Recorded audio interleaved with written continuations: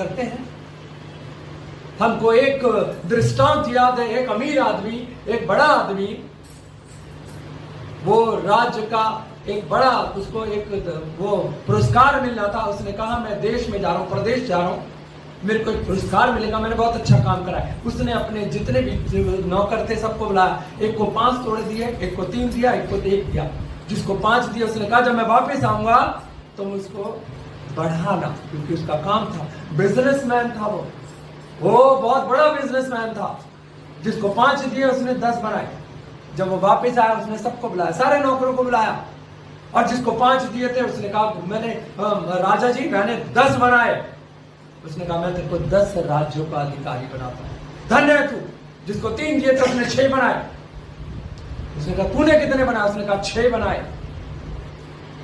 उस स्वामी ने बोला तू धन्य है, तेरे को 6 राज्यों का अधिकारी देता हूं।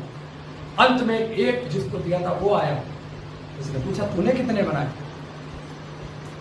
तूने कितने बनाए? अब ध्यान से सुनिए, बड़े ध्यान से सुनिए मेरी बात। उसने कहा स्वामी मैं जानता हूं तू बहुत गुस्से वाला है, बहुत गुस्से वाला है, इसलिए मैंने उस तोड़े को छुपा के रखा, उस तोड़े को छुपा के बांध के कपड़े में रखा, जिससे जब तू आए तो अगर मैं किसी को देता तो वो पनपता नहीं, क्या पता वो मुझे नहीं देता।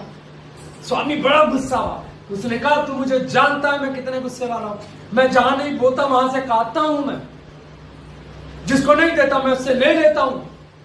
अरे तू शर्राफा को देता, लेने का काम मेरा था, पर अगर तूने मेरी आज्ञा का पालन नहीं कर, ध्यान से सुनिए मेरी बात, बड़े ध्यान से, तूने मेरी आज्ञा का पालन नहीं करा। उसने अपने सैनिकों को बुलाया, इधर आओ और इसको ले जाके इसमें डाल दो, कैद खाने में डाल दो, क्योंकि इसने मेरी आज्ञा का पालन नहीं करा। मेरा प्रभु भी ऐसा ही है, वो हमको प्यार करता है।